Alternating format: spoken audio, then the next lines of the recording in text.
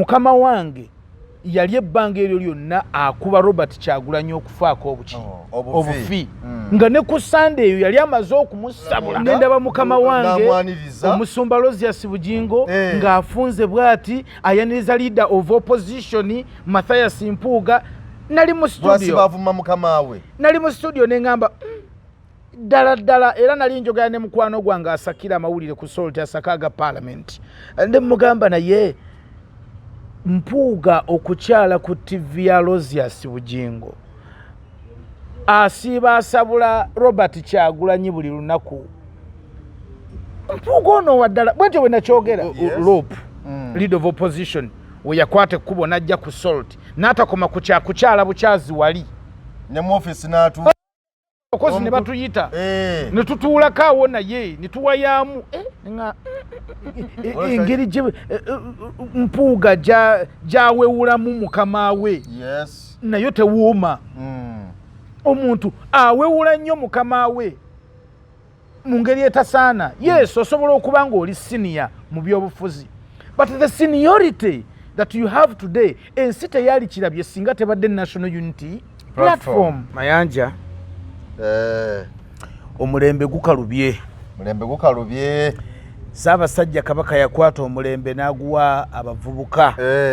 Naye Mayanja nsaba okutegeeza nti abazeeyi batulemesezza omulembe guno.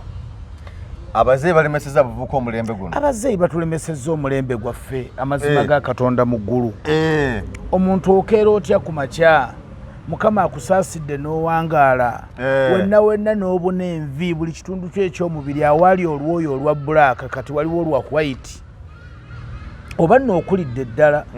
Omuntu kasita otandika okwekeberanga mu mutwe ojjudde envi wano ojjudde envi kati wano weewalabika we tusobola okulaba. Kakati naawe watalabika nze nakyetegereza wammera envi. Omuntu n'ovaayo ng'oli musajja mukulu n'otandika okuwaayiriza abavubuka mu mulembe gwabwe n'otandika okuwandiika ebibaluwa n'otandika otusibako ebisiyaga. Ani yali Abedi bwanika ebisiyaga mu Nuupu? Simanyi. Ani yali Abedi bwanika ebisiyaga mu Nuupu? Nabadde omwana yambuuzizza nangamba nti Geoffrey Mayanja konze wangi nti ebbanga lyomaze olaba Abedi bwanika nga yeesimba okuba pulezidenti ebbanga lyonna lyabaddewo yesimu nga togikyaginze oyo yazze kubwa kyaging essimu oyo yazze kuba memba wa palamenti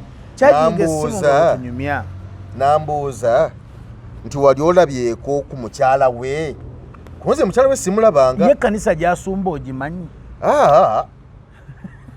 muntu yabuuliza nti musumba wa kanisa akati Abedi bwanika mukwano gwaffe oyo yali badde yeebaza nnyo mu bantu besaalisuubidde ate kwogera kigambo kyonna ku National Unity Platform yali badde Abedi bwanika.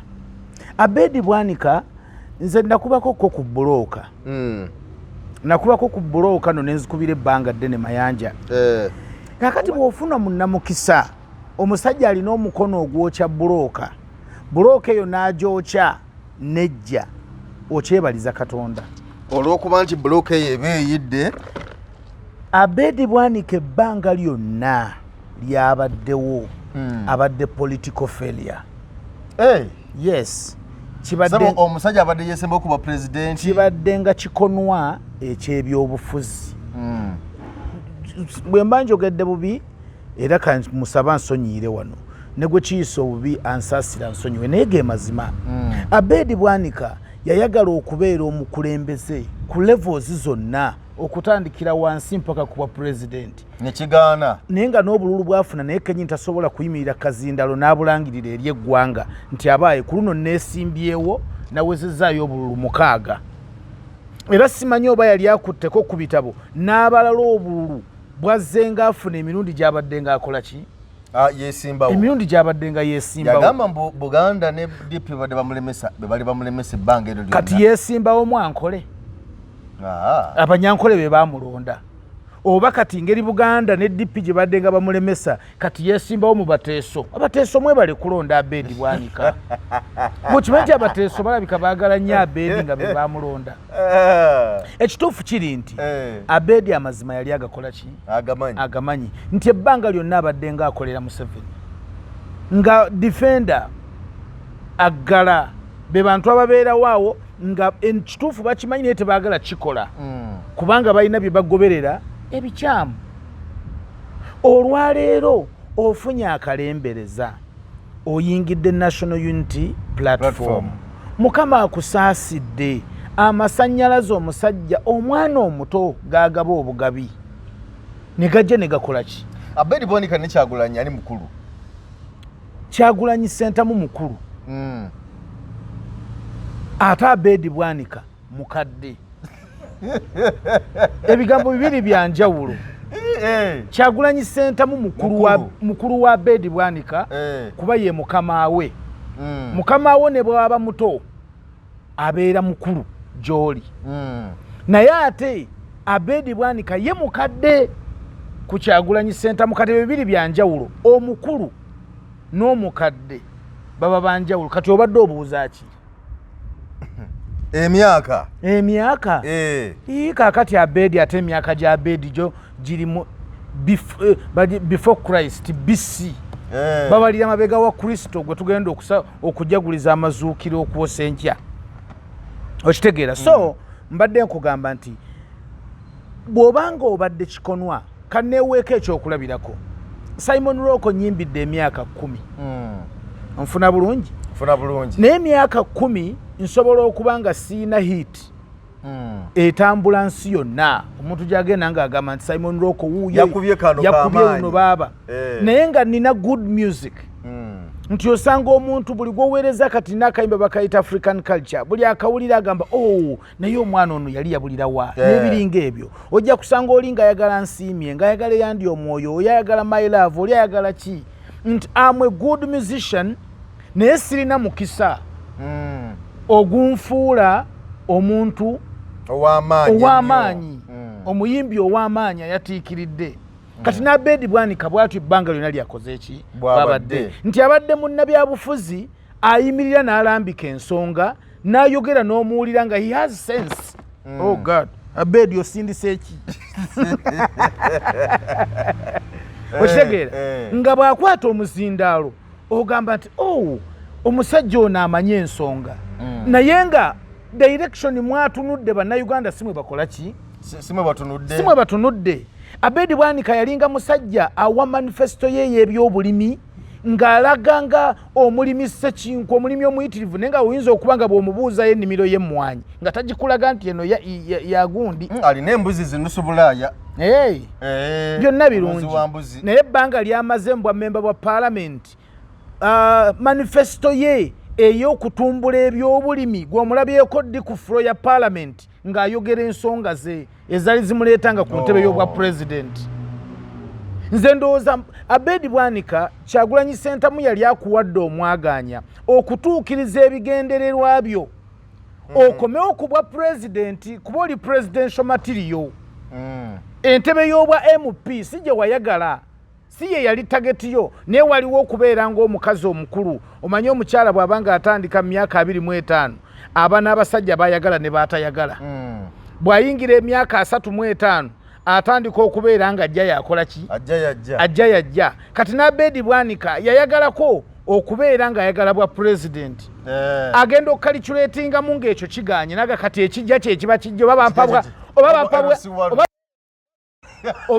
oba bwakansala bw'abaliko oba nkiikirira bato oba kyonna kyemba mumpadde kyemba ngenda nakyo so he got a platform okubeera member wa parliament bw'omala okubeera member wa parliament nze singa nze Abedi Bwanika n'alibadde ntandikira awo okukozesa omukisa ne flow ya okutuusa manifesto yange gye nagamba bannayuganda nti singa mumpa obwa president nsobola okukyusa eggwanga so mu kifo ky'okutandika okukyusa eggwanga n'okudda ku manifesto kakati ate ye atandise okufuukira ddala oli waliwo akatabo ke batusomesanga nga tukyali bato ak'omusajja omusirusiru eyawalampa omuti n'awalampira ku ddaala bw'amala okutuuka waggulu n'asindika eddaala lyonna lisooka ne ligwa naga ekyo nkimaze bw'amala n'atuula ku ttabi lye nnyini lyatuddeko ate n'akwata ejjambiya alikole ki aliteme mbu ye yagenda kutema miti ayambusa ali mu kutema matabi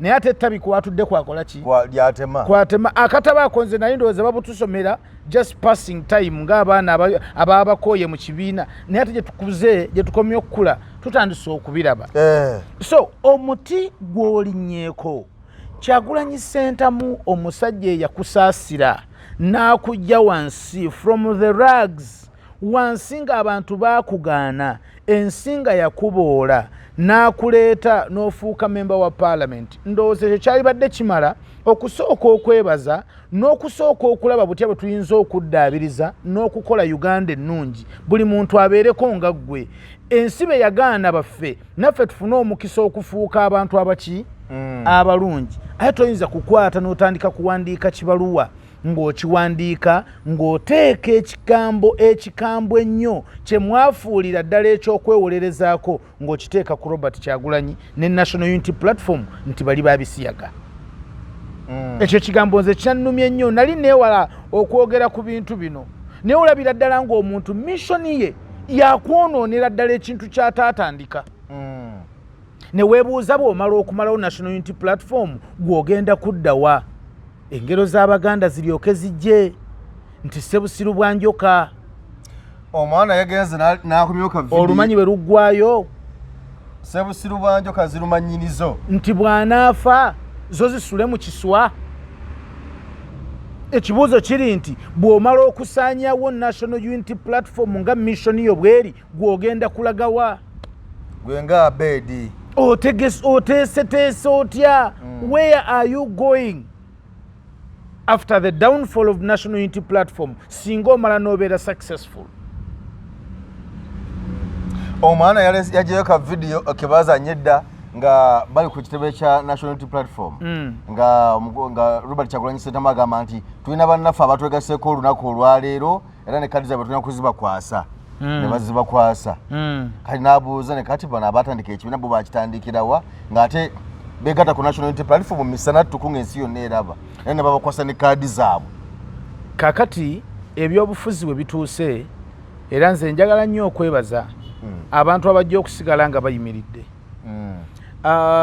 ndi omu ku bantu abaali batasanyuse olw'ekikolwa kya Mpuuga n'engeri gye yatreatingibwamu naye gye buzze bweyongera era Mukama mulungi nti akamwa kange nakasirisa gye buzze bweyongera ntandise okulabira ddala obunnanfuusi enkwe ezifumbekedde mu bantu baffe abalabika ng'abalungi kungulu naye ng'ate munda baki nga babi munda nga babi buli muntu yasalira Robert Kyagulanyi Ssentamu His Excellency Bobi Wine omusango ku nsonga za Mpuuga nga balabanga eyazikwata obulala mu nkwata embi onfuna bulungi naye kye yali alaba kyali kinene okusinga ffe abali ebweru kyetukola ki kyetulaba omuntu osobola okuba n'emayanja nga tutudde wano abatamanyi abeetoolodde basobola okulaba nga ffe ab'omukwano naye ffe ababiri tuba twemanyi munda bali abalala kyebatakola ki kyebatamanyi omusajja okutuuka okuvaamu n'agamba nedda Mpuuga oli musajja mulungi nnyo naye by'okola ensi byetalaba tebitutwala mu maaso kuba gavumenti eno bw'obanga onaagirwanyisa tolina kusigalamu na mpulunguse basobola okutega akantu nga katono nnyo olwaleero gwe n'okazibiikiriza enkeera ne bagireeta nga huuku egenda okukuba neefuuka ennyondo nekukuba okitegeera olwaleero osobola okujja n'ogamba abantu nti tugenda kujja ne gavumenti erwanyisa okulya enguzi naga nti tewali mutawaana enguzi ne bagitega mu njuuyo bw'omala ogitega mu njuuyo gwe n'ogibikkirira n'ogamba naye musirike enkeera bw'oyimirira kazindaalo n'ogamba naye tukooye gavumenti eri enguzi nga oga nti onaakyogera otya ng'ate ne mu njuuyo mwe muli abagikola ki tulya ffenna enguzi nga yeekuyimirizaawo boosi kakati ogenda kuvumirira otya ebikolwa ebyobuli bw'enguzi ng'ate enguzi etandikira mu njuyo. So ebikolo ebifaanaganako bwe butyo tosobola kubikola nga tosoose ku cleaninga your house. Ekyo nno ne bannaddiini bakitusomesa, cleaning the house, okuyonja ennyumba yo kintu kikulu nnyo. Nga tonnaba kulaba liiso lyange nti lirimu ekikyafu, olina okusooka n'ofuna mmira n'olaba eriryo. Osobola okulaba akajonja akatono ennyo akali mu lyange naye ng'ate ekinene ennyo kye kiri muli kya. So Kyagulanyi had to first of all clean his eyes. Atanaba cleaninga maaso g'abaki g'abalala. Ekyo kye tutaategeera. Naye ate ne the kind of arrogance engeri gye Mpuuga gy'awewulamu mukama we nayo tewuuma. Omuntu awewula nnyo mukama we mu ngeri etasaana. Yes, osobola okuba ng'oli senior mu byobufuzi, but the seniority that you have today ensi teyali kirabye singa tebadde National Unity Platform. Gyonna gy'obadde mu DP nojja ne mukola DP bloko yammwe nga bwe mwali mumaze okukola akakundi kammwe, ne mukola obubiina bwonna, ne muva mu ssuubi ne mujja mu go forward. Nze naliko ewa Mbabazi, nkubuulira mazima, naliko ewa Mbabazi. Eyo ttiimu yonna ng'etambula n'ani? Ne Mbabazi ate. Naye nga byonna tebikola. So wano woobadde otuuse, omwana ono asobola okuba nga muto, Kyagulanyi asobola okuba nga muto, naye ye Aroni onfuna bulungi asobola okuba nga muto, naye ye Dawudi Katonda gwafuseeko amafuta, wadde nga mwe mukyamulabira mu kifaananyi ky'omulunzi w'endiga za Yese, naye Katonda mufuseeko amafuta okubeera kabaka. Katonda bw'amala okufukako amafuta okubeera kabaka, emyaka gyo giba tegikyamataringa. Kabaka tolowooza nti yali amaze kutuuka mu myaka 6-7-8. Yasangibwa ku nsiko ng'alunda ndiga nga mwana muto myaka 10. Tubeereko ne bye tusoma ebituyigiriza ebirala. Tuli basomi, tuli mu mwezi omulungi ogw'ekisiibo, tuli mu nnaku enkulu eza Easter. Yesu Kristo olunaku olwaleero ensi yonna gwejaguliza amazaalibwa, gwejjukira amafa n'amazuukira, yafiira ku myaka 32.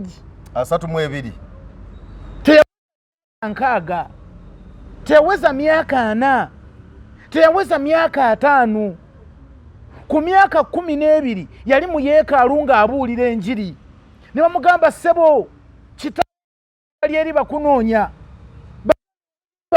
kana akaana kaliwa ke banaga nedda ng'ensi emulaba ng'akaana naye nga tebamanyi nti akaali ak'emyaka 12 by that time ye yali omulokozi yali abuulira enjiri. So ebintu by'obukulembeze ebitabo ebitukuvu bitugamba nti teri bufuzi butava eri Katonda. So you never know. Omuyaga gwe mulaba olwaleero simwogerako lwa kumwagala nnyo, naye nze mpanya ekitiibwa omuntu Katonda gw'asummusizza n'amuteeka ku level endala. Okitegeera?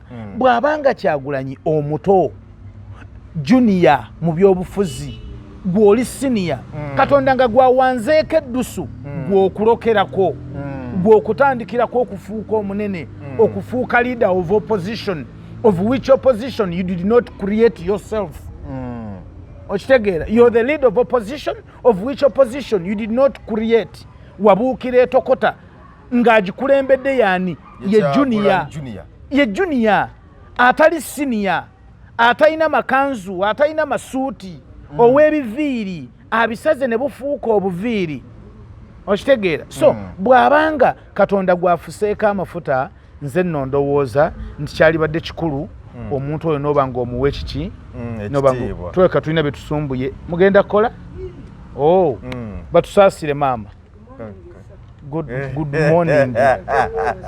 Amiina. Kale nabo batuuse katubawe ekyaganya bakole nga tumaliriza. Nalaba nali ku salt nga mpeereza olunaku lwe nalaba leader of opposition Mathias Mpuuga ng'azze ku Salt TV ng'atambula bw'ati, najja n'akyala ku TV ya Salt. Naye nga ku TV wazze okukyala mukama wange yali ebbanga eryo lyonna akuba Robert Kyagulanyi okufaako obufi nga ne ku Sunday eyo yali amaze okumusabula bubi nnyo. Ngenda okulaba after 2 days nga leader of opposition yazze ku Soloti mbwazze kukyala mu studio bali mu kwogera ne bakubisaawo n'olukiiko ne tutuula. Baba mkwatadde okuva ku gate ng'emmotoka ziyingira najjira ddala munda nendaba mukama wange omusumba Lweyakutuka Bujingo ng'afunze bw'ati ayaniriza leader of opposition Mathias Mpuuga. Nali mu studio ne ngamba ddala era nali njogera ne mukwano gwange asakira amawulire ku Soloti asakaaga parliament ne mugamba naye Mpuuga okukyala ku TV ya Lweyakutuka Bujingo asiba asabula Robert Kyagulanyi buli lunaku. Mpuuga ono waddala bwetyo bwe nakyogera kiyiseeko kati omwaka n'ekitundu. Omwaka mulamba n'ekitundu. Yes. Nga Mpuuga akyadde ku Soloti esiba evuma NUP esiba evuma Robert Kyagulanyi. Musajja najja n'akyala mu bitiibwa nendaba omusumba nga amusalutinga nga they are very happy begudde mu kifuba awo munnabuddu munnange ne ngamba no wano walina okubaawo ekiwunya. So abantu bano Robert Kyagulanyi ayinza okuba nga alina bingi by'amanyi. Akabonero akatono akalabika kategeeze nga kinene ekitalabika. So let's not judge buli muntu bw'abanga Robert Kyagulanyi avuddeyo n'agoba Mpuuga. Kubanga twaligambye nti nno oba oliawo byagendayo kubako n'ensonga zega nti munnange lekera okukuba naye ate era kyasigala kigenda mu maaso. Nedda ate ekyo si bwe bakikola. Kola press conference Soloti ejje. So si ggwe kugenda ku kitebe ne bakuteekamu ne kamera ng'oyingira okuva ku gate paka munda. Okitegeera yali mugenyi wa Soloti. Yali mugenyi wa media house etakolagana na mukamaawo. Manyi ffe twakula bakitaffe batukuza bulala nga kitaawo bw'agamba nti sikolagana na famire ya Kalanzi anti olinnyayo mutabani wa Kalanzi tosamba naye mupiira ne bakuba kugenda ku ssomero osooka n'omuleka ye n'agenda oba n'omulinda n'avaayo gwe n'ogenda ebiseera ebisinga nga n'essomero lya mutabani wa Kalanzi mwasomera kitaawo tasobola kuteekayo tayagala mwana walira ne mwana wa muntu gwakola ki gwawalana naye bw'olabanga omuntu gwa atakolagana na kitaawo ate gwe gw'obonga naye essaawa yonna oba olina okuleeta obutwa ewaka. Kale no n'olwekyo bye tulaba tebitandise kati ebyo bye tulaba tebitandise kati omukka gubaddengayo ekisiki kibaddengayo naye nga tekifunanga enough oxygen okukola omuliro ensigo eraba. Obubonero bwandibanga bubaddeyo kati akonka kujjukizza aka lope leader of opposition we yakwata ekkubo n'ajja ku Soloti n'atakoma kukyala bukyazi wali ne mu office n'atu okozi ne batuyita ne tutuulako awo naye ne tuwayaamu olwo kitali kituufu. Kati nze yali owa Kikonde mu kaseera ako nze nawulirirawo nga sibitegedde. So kubanga enyaniriza yali yanjawulo nnyo bisobola okubanga ng'esooka kukukyazibwa ku TV kokka ku interview aba nabyabufuzi bonna abagenda okuva ewa Robert Kyagulanyi bagende batambule bagende. NUP egenda kusigalawo ng'ate y'amaanyi. Yes bw'oba oli wa kukiliininga ennyumba mukwano nga tumaliriza waliwo akagero nsaba kabasigalemu. Sirina bukakafu kagero kano ng'olugero luna bwe lubeera olugero. Batugamba nti kapa bw'eba ezaala ebyana ezaaliramu emigunju. Mu baana ba kapa mwe mabeera n'abaana b'emiki b'emigunju n'emigunju mwe gibeera babeera baana ba kapa. Ne batugamba nti naye kapa kyekola ereka abaana awo enjala n'ebaluma ne yeekweka. Mu kujja okubaleetera emmere efubutuka emisinde n'ebagwamu bwe pu. Kati bwebagwamu mulimu abaana abagenda okupuluka badduke emisinde miyitirivu baleme kudda. Egyo gy'emigunju egiri ku ttale. abaana abagenda okwekanga batuuke wali naye bakomewo bagenda nti oyo abadde maama, ezo ze zikapa. So ekibiina kyatandika nga kitandikira mu kaseera nga tugenda mu kalulu. Wayinza okuba nga tewaliwo okuscreeninga kumala kwawula migunju na kapa, naye kati Mukama mulungi nti kino kizze bukyali. Tukyalinawo ebbanga ery'omwaka oba eby'emyaka. Kyagulanyi yongera okange, yongera ofubutule emigunju, yongera ofubutule ensi etegeerera eddala emiki emigunju gijja kgenda. Onfuna bulungi? Kapa zijja kusigala. Ako kagero kamu. Akagero akokubiri, abagoberezi ba Yesu Kristo gwe tukkiriza ennyo gwe njagala ennyo baali 12. Yesu yakimanya nti kwe 12 kuliko abatamutegeera, waliwo abajja okukola bizinesi zaabwe naye nga bazikolera munda mu bagoberezi ba Kristo. Mu kwerimbika mu kweyita abagoberezi ba Kristo, era nga wabeera we babeera kyalya kye balyako, era nga anyuma ne bakuba ne mu ngalo ne baseka. Oyo giyite eggaali. Ku gaali kwaliko abantu abaali ababye ennyo nga be bajja n'okumulyamu olukwe era ng'abamanyi, ng'akimanyi, era n'abatuukiriza. Yesu yatuuka ekiseera n'ayatuukiriza abamulyamu olukwe, naga nti gwe mulira bandiisa nga y'oyo agenda okundyamu olukwe. Okwo kwali kwatuukiriza. Kati bw'ogamba nti kibi nnyo okwatuukiriza abantu b'okola nabo, ekyo kikyamu. Ne Kristo gwe tukkiriza era gwe twagala yayatuukiriza balabe be nti oyo gwe munaalaba akoza andiisa ye mulabe wange, era naye n'akoza, era bwe yaleeta okulya Yesu teyagaana, n'alya naye nga mwe mumaze okutegeera. Yayatulira Peetero namugamba onvimbisa onfuula ow'akabi, naye enkoko enaaba tannakookolima gwaku ng'omaze okunneegaana, ng'onneegaanye. Okwo kwonna kwatula. Abalyamu olukwe enkomekerezo yaabwe ebeera luddawa? Genda osome Bayibuli asobola okusoma Bayibuli. Buli alyamu olukwe enkomekerezo ye kuba kwetuga. Yuda bwe yalyamu Yesu olukwe teyakomaawo. Enkomekerezo ya Yuda yamaliriza yeetuze. Mulyemu nnyo Kyagulanyi olukwe, mulyemu nnyo abaabalonda olukwe, mulyemu nnyo ensi yammwe olukwe, mulindirire enkomekerezo yammwe kuliba kwetuga. Nabadde ku platform emu na platform Katonda n'ensi yange, nze mbadde nsiibudde olwo katono nga tumaliriza. Nabadde ku platform emu nga olw'okubaganya ebirowoozo ku kyakoleddwa because Mpuuga ba Robert Kyagulanyi Ssentamu kyondikojjo kyafulumye kuva mu kibiina kya NUP nga kiraga nti agiddwayo okubeera omumyuka wa president wa NUP mu Buganda nga agiddwayo. So okubaganya ebirowoozo n'okugera bino nabiri.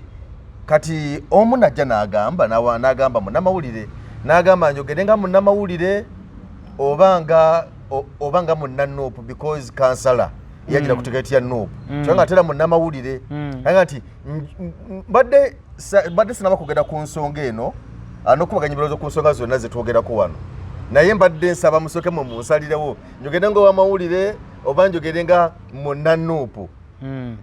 Kati manja kukubuuza ekibuuzo, simanyi kugenda kwogera ngaani. Mu bigambo byonna Abedi byayogedde, mu bigambo byonna Mpuuga byayogedde, temuli nsonga yonna eriwa ku byayogedde, temuli nsonga gyonza gamba nti naye kino kituufu. Kintu kyali kyangu nnyo. Ensonga eyavaako what we call the spark of all this kind of things happening yali ku nsimbi. Mukama wo zaagamba nti teziri mu makubo matuufu. Togwanidde kuzirya. Nfuna bulungi. Osobola okuba nga emabega yonna obadde olina ssente z'ojjolya ezifaananako bwe zityo, naye zino togwanidde kuzikola ki? Kuzirya. Ate nno ssente ntono nnyo, era saagala tulabe Kyagulanyi ng'ow'omululu. Onfuna atayagala muntu mulala kukola ki? Kulya. Zaali ssente ntono nnyo. Kati ekintu kyali kyangu nnyo kukwata kkubo n'ogenda osisinkana Mukama wo. nomugamba mukama wange nuŋŋamya nga bwe nkugambye nti osobola okuba nga oli muto mu myaka naye nga oli mukulu kuba Katonda gwe gwafuseeko amafuta okubeera ekyo so tuula wansi oge mukama wange nuŋŋamya ensi ekimanye nti otambula nemuki ne mukamaawo naye mukamaawo bw'akugamba nti tolya gwe n'ogenda ku CBS noga nti nja kulya n'ogenda ku CBS onfuna bulungi n'avaayo n'akugamba nti muganda wange tintoye tokikola katukuyimirize ku mulimu gw'obadde okola mu corresponding ayodamunoga mulaba naye saagala nnyo mulaba eyo ku nnyimbe mulaba ku social media okwo mulaba nnyo mu nnyimbe ng'agezaako no that is nsaasira nnyo mukama wange omuntu nsaasira nnyo mukama wange osobola nno okukyogera bw'otyo ng'okigamba Kyagulanyi naye ate abakulaba abalala bakama abo bemwenkanya emyaka oba oliawo n'abakusinga emyaka oba b'osinga emyaka bwe bakulabaga nti bw'aba asobola okukikola oli noono asobola okukikola nange asobola okukikola ki okukinkola so ekitiibwa nomata ani gwokiwa ani gwotakiwa nze ng'akisigala kitiibwa yalisoose n'awa mukama w'ekitiibwa nga tannaba kukiwa muntu mulala yenna resistance eno eteekebwawo nze ndaba nga tegwanidde response gy'akola nga akomyawo eri mukama we nze ndaba nga yonna tegwana tewaliiwo bwetowaze kati n'ekyo kigambo ky'amakulu obwetowaze ffe tulina emirimu gye tukola nga bato baffe be batutwala onfuna bulungi bwe mbeera mu studio ewa Jona ali mu myaka nga 27 nsobola okuba nga musinga emyaka nga 12 naye mu kaseera nga yakutta amapeesa yabeera mukama wange obwetowaze obwo Misa Kisemakula bw'alaga nga ali wa bbawa naye ng'amanyi nti njagala y'oluyimba onkuba obwetowaze obwo kintu kikulu obwetowaze era Misa kibwakozesa ng'akubira musajja wo producer ani Jona ogundi ono musajja we Dr. T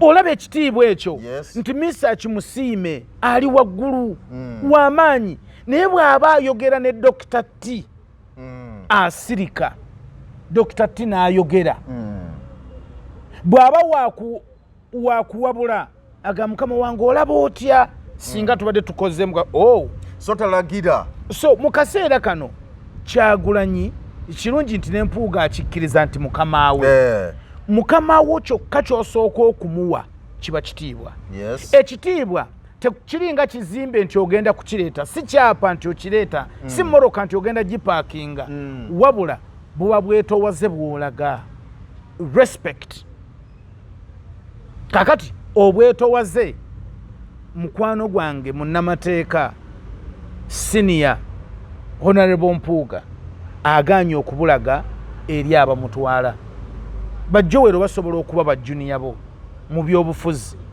naye mu kaseera nga be bakama abo submission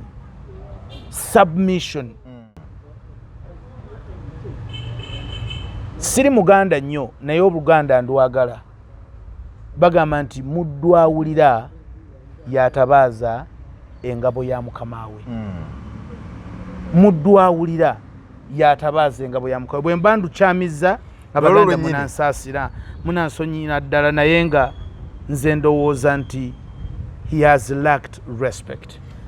Olero mukutambuza ekkubo lya Musaalaba chairman w'Episcopo era omusumba w'Emitiyana omusumba Anthony Zwa yakulembeddemu abasumba oba abanaddiini abakkiririza mu Kristo okutambuza omusaalaba olunaku olwaleero era ng'enkomekerero yabadde ku kisaawe kya Old Kampala naye bonna obubaka babawadde okutwaliza awamu badde bwetooloolera ku nguzi naffe gye twogererako wano obubaka bonna badde bwetooloolera ku nguzi n'okulaba nga batambuza bulungi ggwanga okuba nga litambula bulungi byonna obubaka bwa Ssaabasajja Kabaka bo bubaddemu nnyo abakulembeze abatanywerera ku ebyo bye bakkiririzaamu obubaka bwa Ssaabasajja Kabaka obw'amazaalibwa nabo era bubadde side obw'amazuukira sorry nabo badde butambulira side awo tusiibule abakulu bano beetaaga okuba ku bye bakola tweyanzeege Segvic Consults Tours and Travel be bajja okukukolera ku by'okutambula kw'ennyonyi ku by'entambula z'ennyonyi byonna sokkiriza otambule nabo kkiriza obeere nabo bafule mikwano gyo ku byonna bweyagala okuyambako ku byakukolera ku passport visa air ticket bagamba nti nno bo we bali aba Segvic Consults Tours and Travel so we bali nnyo byonna gwe kyolyagadde oba air ticket oba visa kugenda kufuna mulimu mawanga g'enjawulo naddala Canada bawayiriza abalogombo nze bandoga sisobola kufuna visa maami waffe simanyi mujja wa maama wange maama wa mujja wange yakola bwati genda mba Segvic basangibwawo ku Arua Park Plaza Arua Park Plaza woba otuuka wansawo waliwo edduuka lya Katumwa kati opposite tunula ekyo kizimbe ya Arua Park Plaza genda ku floor F2 awo ku mwaliro kumpi guba gwe gusooka bw'oba oyitidde ku kkubo ery'ekyengulu bw'oba oli ku ly'ekyemmanga guba gwakubiri gendawo beekwate aba Segvic genda ku www.segvic.toursandtravel.com obenga byonna obisanga okwo kakati balina enteekateeka eziriwo waliwo enteekateeka za International Summit on Mental Health and Disability 2024 so bakugamba nti okuva nga ennaku z'omwezi 3 May okutuuka nga ennaku z'omwezi 5 May okuva ku ssaawa 5 ez'okumakya okutuusa ku ssaawa 1 akawungeezi so bagamba nti nno enteekateeka zino weezirigendayo omulongo waswa bagamba nti nno beekwata ensonga zino bajja kuba zikuwasaganya bulungi nnyo era nga Toronto wajja okubeera Toronto Canada wajja okubeera emisomo egyo okulanga buli kimu kitambula bulungi nnyo invitation kakati ekyo kuyamba okukikutegeezaako mukwano conference ezo z'owulira yebeera reason for a visa bw'obanga ogenda okusubmitinga ogenda okusaba visa wabaawo ensonga nti oyagala genda Canada kukola ki nsonga ki kakati omulongo waswa ye kyava ateekateeka era nga conference zino za mu mateeka osobola okuba nga ekikutwala Canada nga gwe okimanyi naye walina okubaawo ensonga ey'essimba omukanada kwasinzira okukuwa visa kyekyo nno kye tuliko kakati waliwo era n'enteekateeka endala ng'ogyeko eyo waliwo banafe aba African Canadian Foundation bana global conference kugenda kuba nga ekwata ku substance abuse addiction suicide n'ebiragalalagala n'ebifaananako ng'ebyo era September era e Canada Toronto enteekateeka era gye zijja okubeera okuva nga ennaku z'omwezi 20 okutuusa nga ennaku z'omwezi 22 omwaka guno gwennyini so enteekateeka zino zeetabeemu okulaba nga kimu kikutambulira bulungi nnyo ndowooza kubirako ku Director Lwanga Vincent owa Segvic Consults Tours and Travel okuba nga ensonga zino azikutangalizaamu n'okumanya sente mmeka enteekateeka zigenda kubeera zitya weewandiisa otya olugendo lugenda kubeera lutya abakulu tumaliriza 078 28 19 76 oba ku 070 28 19 76 kale tubasiibudde ebiseera by'omu maaso eri abayiiya bano abeekakasa ate nga balowooleza waggulu nnyo biri wano ku Diamonds Pre and Primary School mu Kimbejja Buddo. Essomero lino ly'abawala n'abalenzi era naabo abava waka n'ab'ekisulo wetusomeseza ne twagazisa n'okukyusa ebirowoozo by'abamusaayi muto. Abasomesa baffe bayivu bulungi balina obumanyirivu bazuula ne balera n'okutumbula talanta z'abaana ssekinnoomu. Diamonds Pre and Primary School mu Kimbejja Buddo tukwaniriza tuwa omwana wo tojja kwejjusa.